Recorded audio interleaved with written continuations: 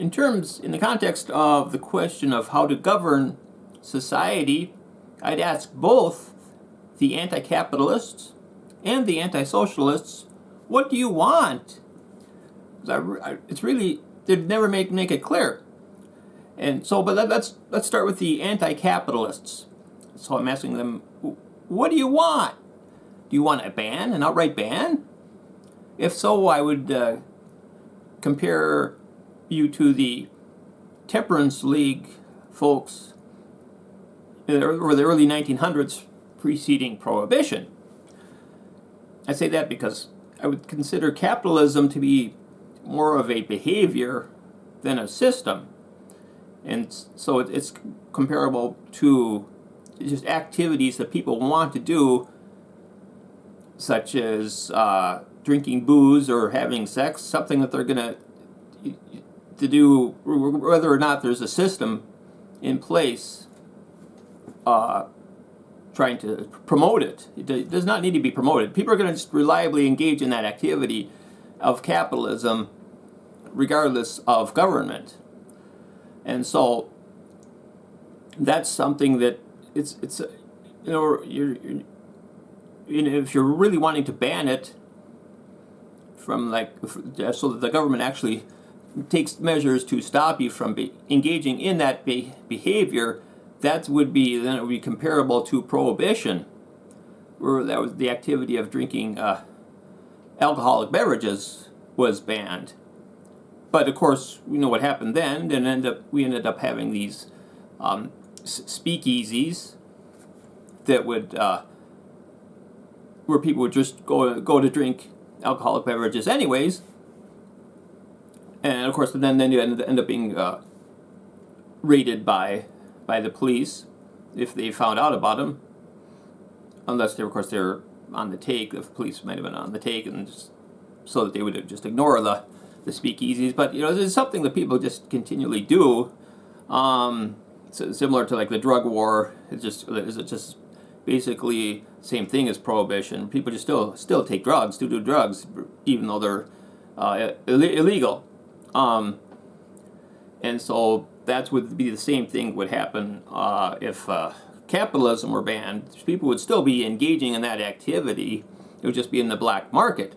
And so that's the same sort of things that happened with during Prohibition, and then happened during the continuing of the drug war. You have these busts of people who are engaged in the black market. I can imagine that'd be like a just like there's a narco squad. There could be something that could be called like the Cap Squad. There would be a capitalist squad of police that were going around trying to raid anybody engaging in capitalism on the black market. And the rate. So like you could say somebody was an independent black market seller of say foods. So you could have somebody saying, "Oh yeah, he come over here. I got some good stuff. I got some whole wheat flour. It's unbleached. And the unbleached whole wheat flour expiration date is a couple years away. It's really fresh. You can take a free sample. Get 5 pounds for $5. It's yours, man." And then the next thing you know, it's all this rage. It's a raid, or the police coming in there and start throwing the guy on the ground, just trying to sell the flour. "We got you for engaging in capitalism, felony. Get you 20 years for that. You're busted, man."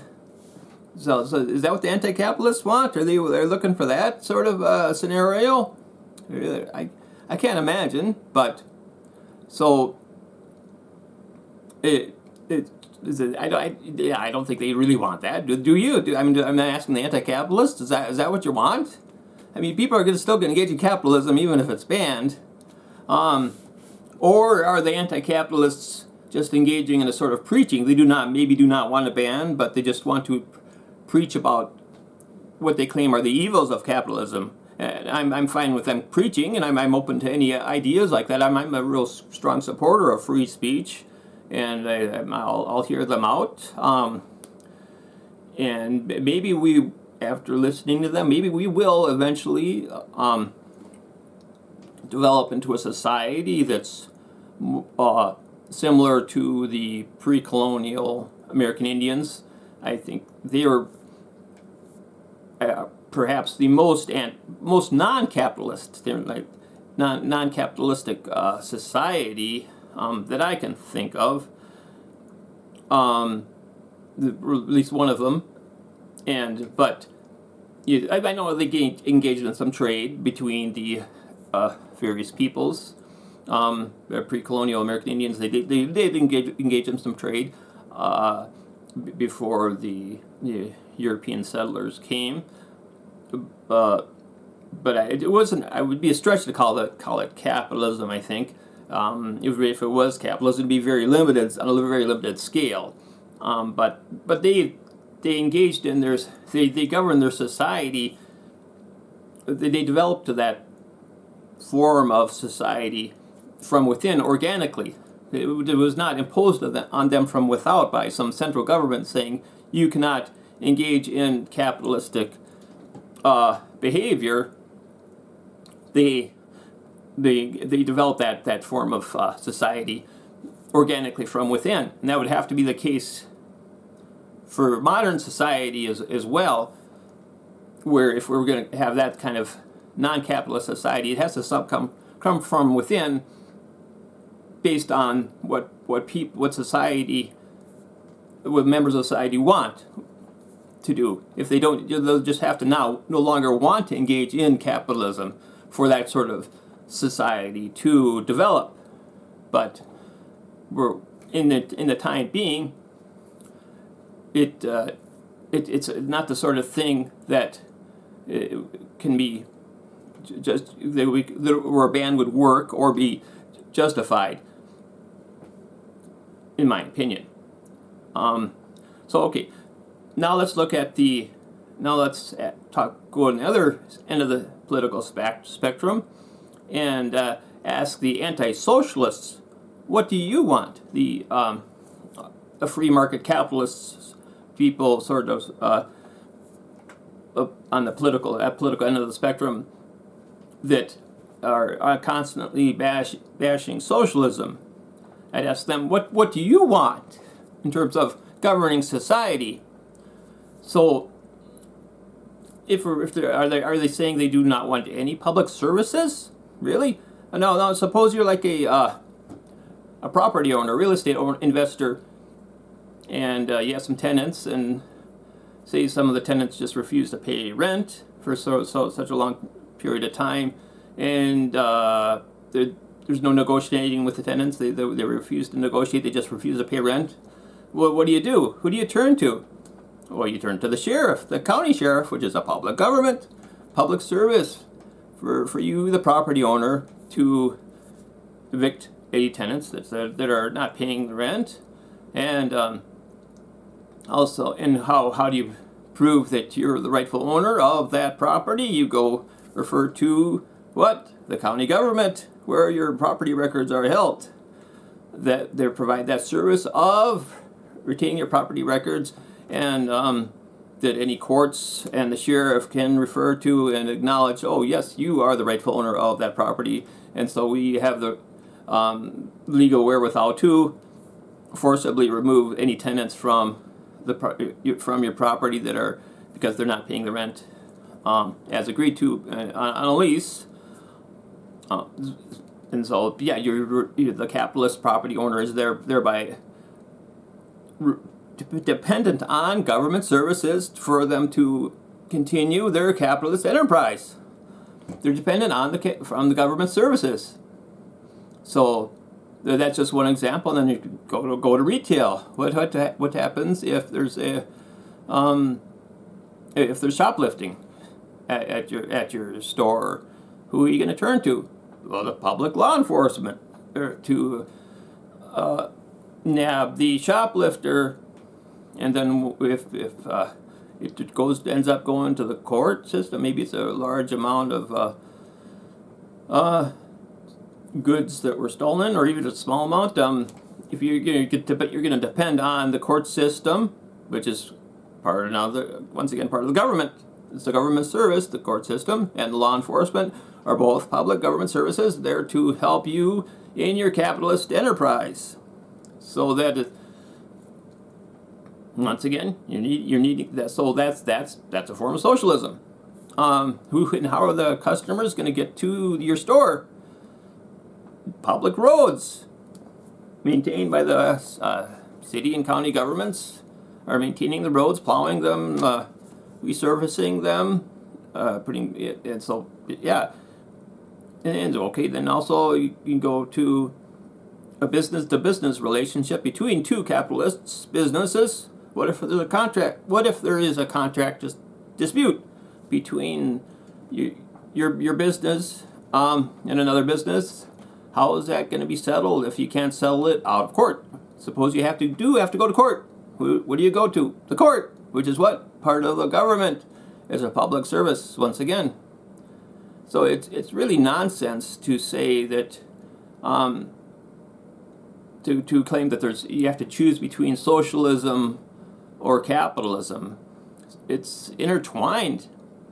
I like to I made up a word, socio-capitalism, which is really what the system we are currently in is, a system of whereby capitalism is measured and limited, regulated and maintained really by government services, and that's just the reality. And I think that's just a matter of what is the best of all possible societies that we can have, and how is the government services going to help to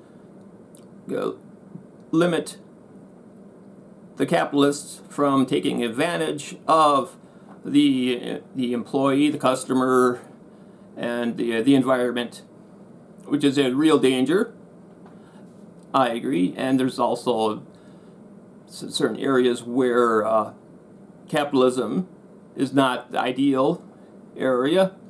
Utilities, for instance, where there's little to no competition, is not practical. So then I think then it's ideal for the government to run those operations where competition is not practical, and that's where, like, for instance, like the roads, city and county roads, and also utilities. Now, of course, utilities have been taken over to a large degree by capitalist enterprises, but they're strictly limited by public utilities commissions, who decide, who require them to provide, the utility provides a certain amount of service and limits the price, because these utilities are by their nature monopolies, and so it's like a trade-off. But I think still ideally these utilities would work better as a government owned rather than for profit. I know, like, for instance, there with that, when the Texas had their issues with the freezing, and their breakdown of the services, electricity was down for such a long time, and during the frozen temperatures. That now we're looking at with the utilities that there's a gas surcharge. Right here in Minnesota, even though we did not have the problems, but because the gas companies, these utilities, had the problems, being down in Texas, now we're still having to pay for that here, even in Minnesota. Except for, I think there is a gas utility up in Duluth that is publicly owned. They do not have to pay that, because they did not get invested with all that gambling with the prices of natural gas. So I think in many cases it is better for the government to own and operate utilities. It's ideal. And now let's look at across the political spectrum. It's kind of funny how it's more like on the political right, they tend to support the police, but are against public education, whereas it's the opposite. On the left, they tend to be strong supporters of public education, but more critical of public law enforcement. But they all come together, though, with public fire and rescue. But the thing is, there's no fundamental difference between those three. Public education, public fire, and public police, they're all government services. They're all funded by the public. They're all part of public government services. There's no fundamental difference about them. They all have errors, they all have flaws, but there's no fundamental difference about them. And then we can all come together and say, well, we all agree on public fire and rescue. For the most part, we all can agree on that. So that is something where we can at least see how, in principle, they're all the same, though. Public education, public fire, public police, they're all fundamentally government, all part of the government public services. And there's nothing fundamentally wrong with any of them. And if public police is good, then why not public education, and vice versa? So if we need them, then let's just continue on with being them, and continue funding them, continue operating them, and just fix any errors that need to be fixed, but do not end any of them. We should not end police, and we should not end public schools. They both are fundamentally good things that have, like any human creation, are going to have flaws. We just need to fix those flaws. And we can just look each side, whatever side you're on, just go look to public fire and rescue. If you want to keep that one, then why not keep the other one that maybe in the past you have been, you think that we should eliminate. So that's my main. Hopefully, I got some good ideas across. So I think I've talked enough for now. If you're still watching, thanks for watching.